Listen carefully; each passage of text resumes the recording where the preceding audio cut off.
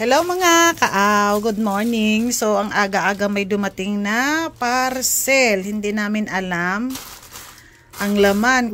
Bubuksan na lang naming mag-asawa dahil kami lang naman dalawang naka-receive. So ayan na, gamitan. Bukas parang mapurol na yata yung gunting pala. Yan, mapurol na yung gunting na yan. So ano kaya laman? Hindi ko alam ano yan. Paggagamitan. So ayan, babuksan na natin yung ating multifunctional grinder.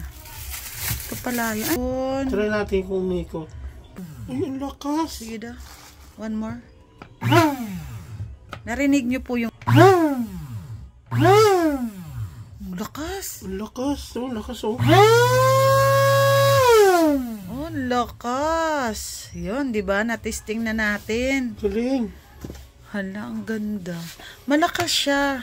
Kaya para makagiling talaga sa Papang pwede sa coffee, oh. Ayan. So, ayan.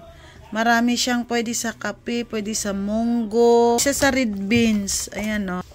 Ayan. There, yun. Nagkaroon na rin ako ng ano. 400 plus.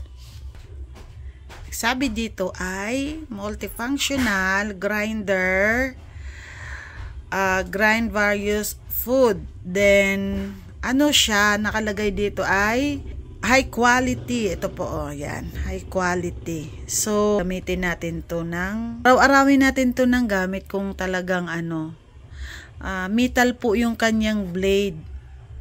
Kaso wala siyang kapalitan ng blade, kundi yun lang po talaga, isa lang. So, ay, ang cute, ang ganda. Malakas siya, malakas sa ano.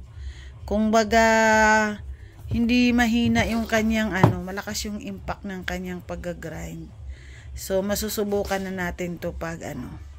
Iba-vlog ko to pag ginaaw. Pag ito'y ginamit ko na, iba-vlog ko to kung sulit ba yung kanyang quality talaga. Kasi nakalagay siya na high quality. So, ayan. Ito na yung ating multifunctional grinder. Hanggang dito na lang mga kaaw ang ating hanggang dito na lang ang ating pag-unboxing ng parcel. Bye-bye!